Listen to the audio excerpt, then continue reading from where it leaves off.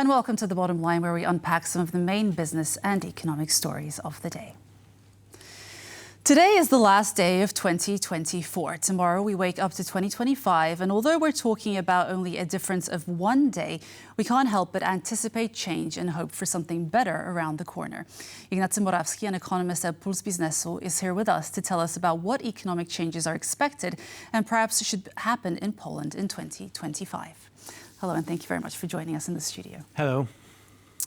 So there is a widespread agreement in Poland that it needs investment, and next year will be the year that investment should kickstart the economy with EU funds.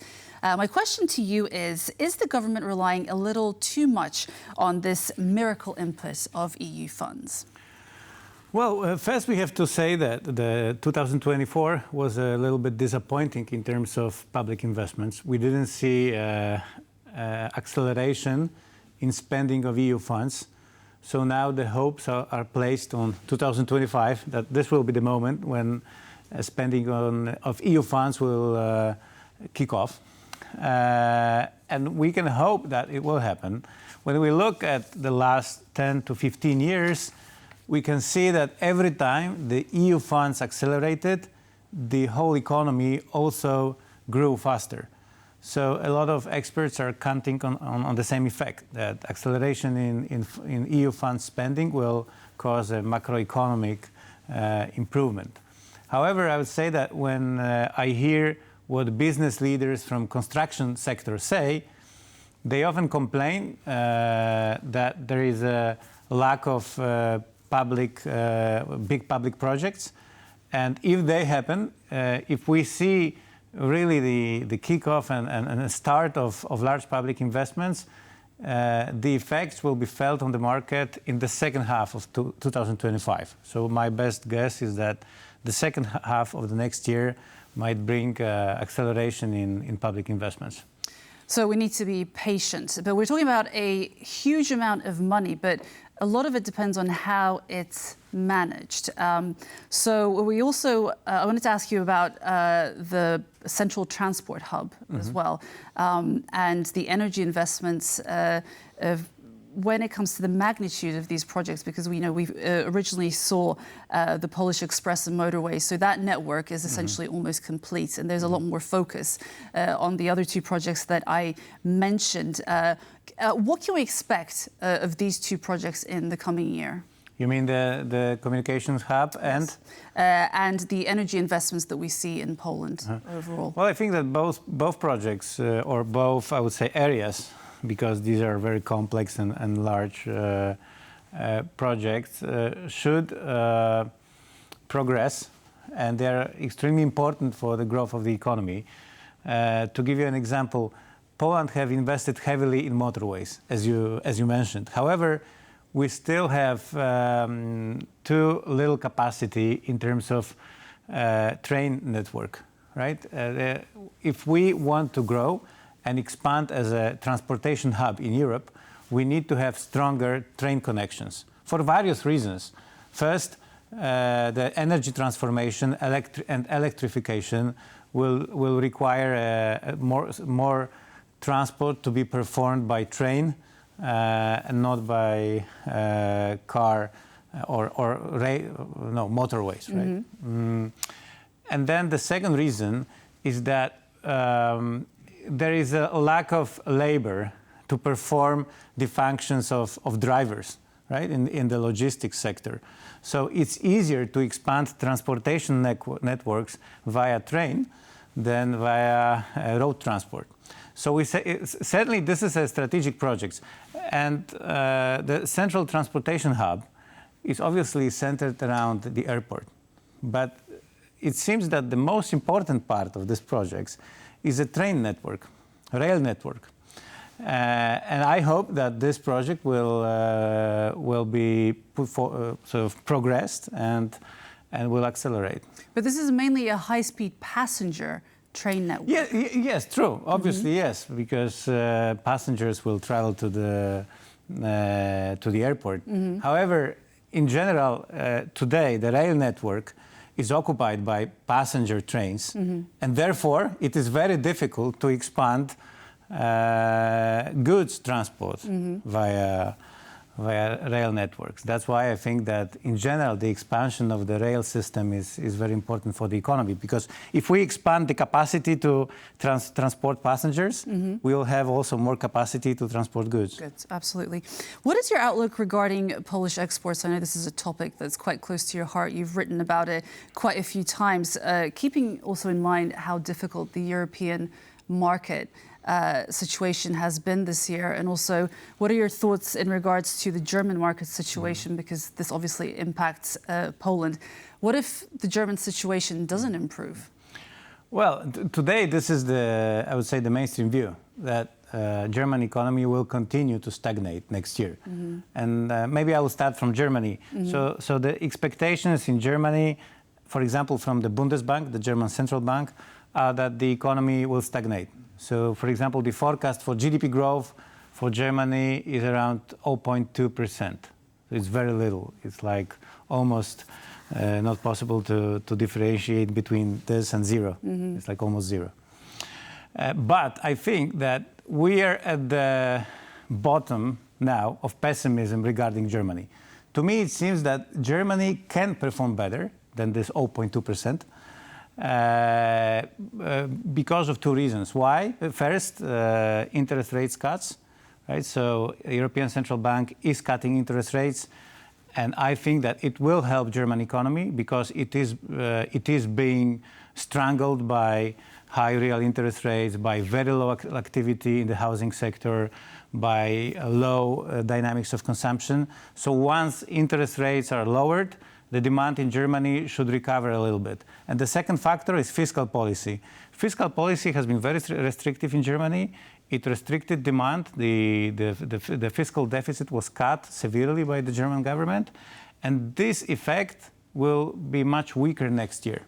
So both from the side of monetary policy and fiscal policy, I hope that the demand in Germany will be stronger. And then I can turn attention to Polish exports, because Polish exports is very much dependent on Germany.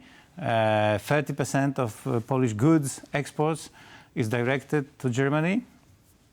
So revival of German economy should help Polish exporters to increase sales a little bit. However, I would not expect that Polish exports would return to historical growth rates. We've seen over the last 10 years, the average growth of exports was close to 10%. Right? Now I think that if we achieve 5%, that will be good. Good outcome. Right, so that's why I don't expect any export boom. And we should probably, in the coming years in Poland, count more on domestic demand, like investments and maybe consumption. So we're not expecting any manufacturing revival in Poland? Well, I think that in general the environment will be better, macroeconomic environment, and many companies will experience increased sales. But it will be a very gradual process of revival. Okay. In general, I would say that the current cycle is the slowest revival cycle that I've seen for the last 20 years. So any improvement will be improvement. Yeah, and any improvement will be welcome in general. Okay. Poland wants to fight for EU competitiveness during its presidency, and the government has mentioned electricity prices.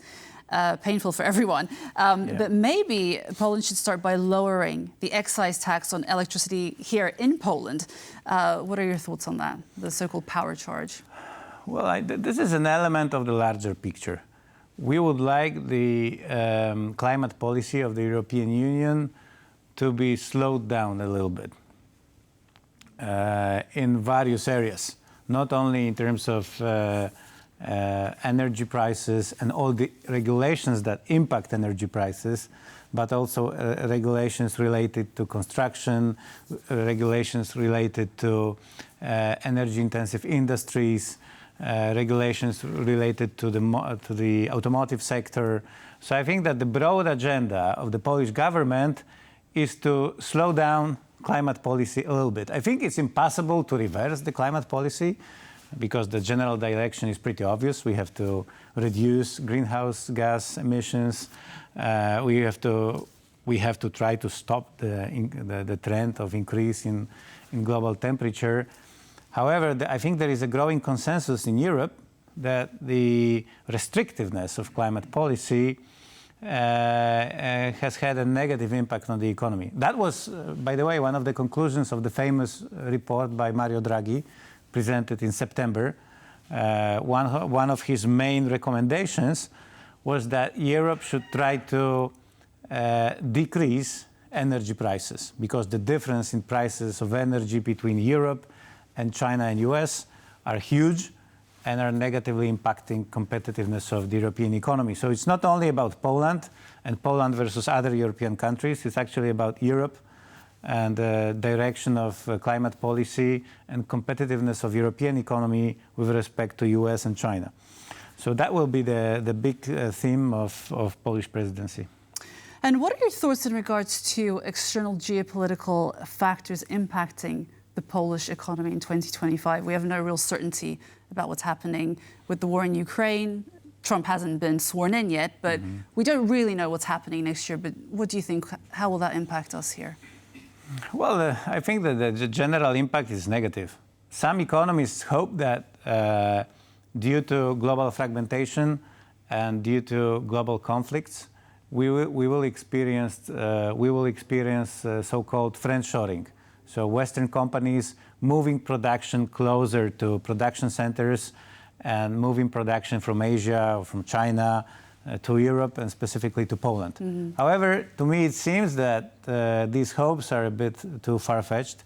I don't see any real and important signs that we see friendshoring on a large scale. To me, geopolitical crisis means more aversion to risk, especially to risk of investing in Central Europe. It means less opportunities for exports growth, especially via relations with Germany. And in general, geopolitical crises, because there are various crises and various conflicts. We have war in Ukraine, but we have growing conflict between US and China. Now we have a possibility of a trade war between US and Europe. So all of these wars, real wars and trade wars, are having a negative impact on Polish economy. We are very dependent on global demand. The share of the ratio of exports to GDP in Poland is very high. It's higher than in Germany or in South Korea. So every turbulence in the global trading system is negative for growth here. Okay, Ignacy Morawski, thank you very much for joining us. Thank you.